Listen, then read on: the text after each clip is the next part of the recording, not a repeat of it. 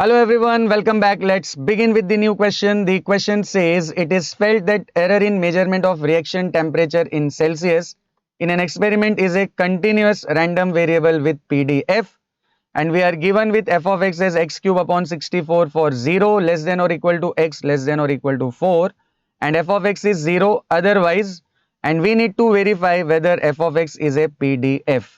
And we also need to find probability of 0 less than x less than or equal to 1 and probability of 1 less than x less than 3. तो काफी कुछ पूछा हुआ है question में. So without wasting any time let's quickly begin with the solution. सबसे पहले हमें इस क्वेश्चन में देखिए वेरीफाई करना है whether F of X is a PDF or not. I hope all of you know कि किसी भी फंक्शन को ये चेक करना है कि वो पीडीएफ है या नहीं.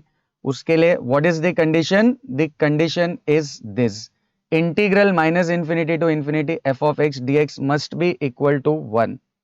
अगर ये इंटीग्रल की वैल्यू 1 आ जाए तो वो फंक्शन पीडीएफ है, और अगर 1 के अलावा कुछ और वैल्यू मिलती है इस इंटीग्रेशन की तो वो पीडीएफ नहीं है. तो यहां भी हम इसी कंडीशन को चेक करेंगे. तो let's use this condition, that is integral minus infinity to infinity f of x d x. अब हमारे केस में देखिए जो हमें फंक्शन दिया हुआ है उसमें x की जो लोअर लिमिट है वो है 0 और अपर लिमिट क्या है 4. मतलब ये जो माइनस इंफिनिटी है विच इज लोअर लिमिट वो है 0 and plus infinity is upper limit and upper limit is 4. तो यहाँ पर माइनस इंफिनिटी की जगह पर आ जाएगा 0, प्लस इंफिनिटी की जगह पर आ जाएगा 4. सो ये हो जाएगा integral 0 to 4 and of course f of x तो हमें दिया है एक्स क्यूब अपॉन 64. तो ये अंदर आ जाएगा x cube upon 64 d x. अब नेक्स्ट स्टेप में ये जो 64 है ये कांस्टेंट है and we can take this constant outside the integral.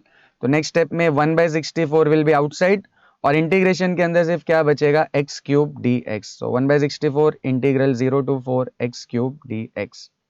Now next step में this 1/64 will remain as it is. अब यहाँ पर देखिए ये x raised to 3 को इंटीग्रेट करने के लिए I hope you know the standard formula for x raised to n. What is the standard formula x raised to n के लिए? It is x raised to n plus 1 upon n plus 1. तो हमारे case में n की जगह पर क्या है 3. तो x raised to 3 का इंटीग्रल क्या हो जाएगा x raised to 3 plus 1 upon 3 plus 1 meaning x raised to 4 upon 4. तो x क्यूब का integral will be x raise to 4 upon 4 and of course limits भी दी हुई है. Lower limit is 0 and upper limit is 4. अब next step में देखिए ये जो 4 है ये भी एक कांस्टेंट है. तो इस 4 को भी हम क्या कर सकते हैं इस पूरे ब्रैकेट के बाहर ले सकते हैं. तो ऑलरेडी 64 बाहर है और ये 4 भी बाहर जाकर मल्टीप्लाई हो जाएगा. सो 64 इंटू 4 हो जाएगा 256. तो बाहर क्या बचेगा 1 अपॉन 256 और ब्रैकेट में अभी हमारे पास सिर्फ क्या बचा हुआ है x रेज टू 4. तो रूल सभी को पता है जहां भी आपको x दिख रहा है वहां पर पहले क्या रखेंगे अपर लिमिट. अपर लिमिट क्या है 4. तो ये हो जाएगा 4 raise to 4 and minus lower limit. तो लोअर लिमिट है 0 तो ये हो जाएगा 0 रेज टू 4. करेक्ट है. तो जब भी आपको इंटीग्रल में लिमिट्स दी हुई है तो इंटीग्रेट करने के बाद हम क्या करते हैं x की जगह पे upper limit minus lower limit. अब 1/256 तो एज इट इज आ जाएगा एंड 4 रेज टू 4 होता है 256 एंड 0 रेज टू 4 होगा 0. सो 256 माइनस 0. तो अल्टीमेटली यहां पर सिर्फ बचेगा 256 और बाहर है 1 अपॉन 256 कट हो जाएंगे. तो अल्टीमेटली इस पूरे इंटीग्रल की वैल्यू क्या आ जाएगी 1 आ जाएगी. अब क्योंकि इस पूरे इंटीग्रल की वैल्यू 1 आ गई है इसका मतलब ये फंक्शन पीडीएफ है. तो we have verified that the given function is a PDF. अगर ये 1 के अलावा कुछ और वैल्यू आती तो ये पीडीएफ नहीं होता. तो पहला तो सब क्वेश्चन हमने कंप्लीट कर लिया है verification of F of x being PDF or not. अब नेक्स्ट हमें क्या फाइंड करनी है probability of 0 less than x less than और इक्वल टू 1. देखिए किसी भी पीडीएफ के लिए जब भी आपको प्रोबेबिलिटी फाइंड करनी हो तो probability is simply integration a to b f of x d x. That's it. किसी भी पीडीएफ के लिए प्रोबेबिलिटी फाइंड करने का मतलब क्या होता है you have to integrate a to b f of x d x. तो यहां भी हमें प्रोबेबिलिटी फाइंड करनी है और ये पीडीएफ है तो ये प्रोबेबिलिटी कैसे मिलेगी हमें integration a to b f of x d x. अब यहां पर देखिए ये जो a और b है ये हमें डिसाइड करना है. तो यहां पर प्रोबेबिलिटी में खुद ही वो बोल रहा है कि लोअर लिमिट कितनी है 0 और अपर लिमिट कितनी है 1. और एक और चीज याद रखिएगा जब भी आपको कंटिन्यूअस रैंडम वेरिएबल दिया एंड ऑफ कोर्स पीडीएफ के लिए हमेशा जो आपका रैंडम वेरिएबल एक्स है वो कंटिन्यूअस ही होगा. तो कंटिन्यूअस में सिर्फ लेस देन दिया हो या लेस देन और इक्वल टू दिया हो, दोनों का मतलब सेम ही होता है।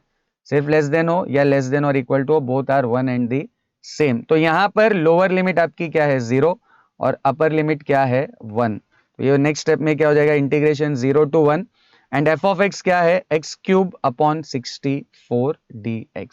अगेन ये सेम इंटीग्रेशन हमने यहाँ पर फाइंड किया हुआ है, तो 1/64 चला जाएगा बाहर और इंटीग्रेशन में आपके पास क्या बचेगा x cube d x, limit है 0 to 1, 1/64 will remain as it is and x cube का इंटीग्रेशन सेम यहाँ पर भी हमने किया था एक्स रेस टू 4/4 हो जाएगा ये वाले फॉर्मूले से।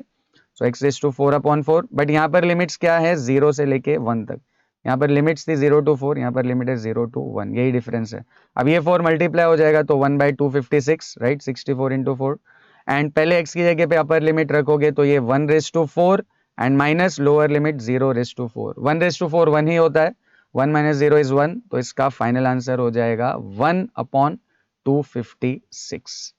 And moving on to the next sub question, again यहाँ पर भी हमें क्या फाइंड करनी है, probability of 1 less than x less than 3। अभी जस्ट हमने किया था, प्रोबेबिलिटी कैसे मिलती है, integration a to b f of x dx। अब यहाँ पर अगेन लोअर लिमिट कितनी है 1, अपर लिमिट 3 है, तो a की जगह पे 1 आ जाएगा, b की जगह पे आ जाएगा 3। So integration 1 to 3 f of x की जगह पे क्या आ जाएगा आपका एक्स क्यूब अपॉन 64 dx।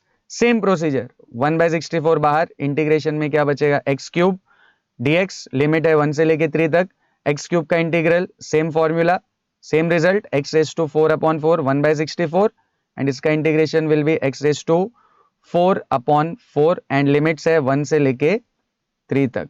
अब यहाँ पर भी ये 4 अगर हम बाहर शिफ्ट कर लें तो 64 into 4 क्या हो जाएगा 256, 1/256 राइट। और x की जगह पे अगर मैं अपर लिमिट सब्सटीट्यूट करूं 3, तो ये हो जाएगा 3/4 एंड माइनस 1 रखेंगे लोअर लिमिट तो 1/4। नाउ 3/4 होता है 81 and minus 1/4 is 1, so 81 minus 1 will be 80। so 1/256 multiplied by 80 will be 80 upon 256 and अगर इसको हम 16 से रिड्यूस करें, 16 5 जा 80 होता है और डिनोमिनेटर में 16 1 जा 16 और 9 रिमेनिंग 96, 16 6 जा 96। तो अल्टीमेटली इसका जो सिंप्लीफिकेशन है दैट विल बी 5/16। तो I hope this is clear to everyone. See you in the next video.